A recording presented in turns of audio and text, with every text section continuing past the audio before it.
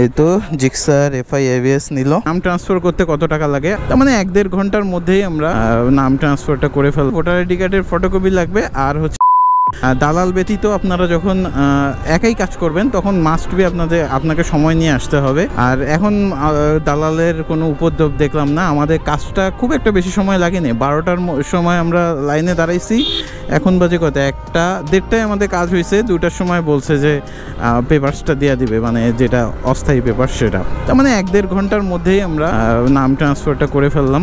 তো আপনাদেরকে জাস্ট এইটুকু বলবো যে কি নিয়ে আসবেন সাথে, অনেকেই প্রশ্ন করেন।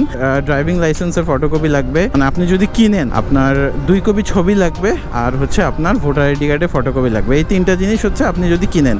আর যে বিক্রি করবে তার 2 কপি ছবি লাগবে, ভোটার আইডি কার্ডের ফটোকপি লাগবে, আর হচ্ছে বাইকের যে পেপারস আছে, স্মার্ট কার্ড থাকলে স্মার্ট কার্ড, মানে বাইকের যাবতীয় যে পেপারসগুলো বলবেন সব কিছুই নিয়ে আসতে। আমাদের এরকম 7,500 টাকার মতো খরচ হয়। যেগুলো পূরণ করার যে বিষয়গুলো সেগুলো আপনি এসে যে কোনো ফটোকপির দোকানের মানুষের সাথে কথা বলবেন। তারা যেহেতু টাইপিং করবে তারা একটা অবশ্যই টাকা নিবে, সো তাদের সাথে কথা বলবেন। কেউ 200, 300, 400, 500, মানে যেভাবে যার কাছে নিতে পারে। তো আপনারা কথা বলে আপনার পেপারস দিবেন, ওনারা হচ্ছে নোটারির কাজগুলো A to Z করে দিয়ে আপনাকে সুন্দর মতো ফাইলটা সাজায় দিবে।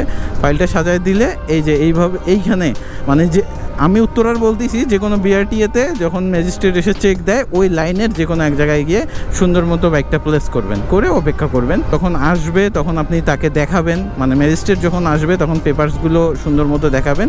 পেপারসগুলো দেখানোর পরে উনি একটা সই দিয়ে দেবে। দেন ওইটা নিয়ে উত্তরা বিআরটিএতে যেমন 301 নম্বর রুমে যাওয়া লাগছে, 301 নম্বর রুমে আপনাকে ক্রেতা বিক্রেতা দুইজনকেই যাওয়া লাগবে, কেননা সই দিতে হবে।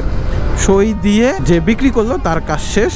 শুধুমাত্র আপনার একটা কাজ আছে, ওইটা আধা ঘন্টা, 15 মিনিট, 1 ঘন্টা, যেভাবে সময় লাগে সেটার জন্য একটু ওয়েট করলে একটা পেপারস পাবেন, যেটা দিয়ে আপনি আপাতত চালাতে পারবেন। দেন আপনাকে 2-3 মাস পর হচ্ছে ফিঙ্গারপ্রিন্টের ডেট দিবে, তারপরে 2-3 মাস পরে স্মার্ট কার্ড দিবে।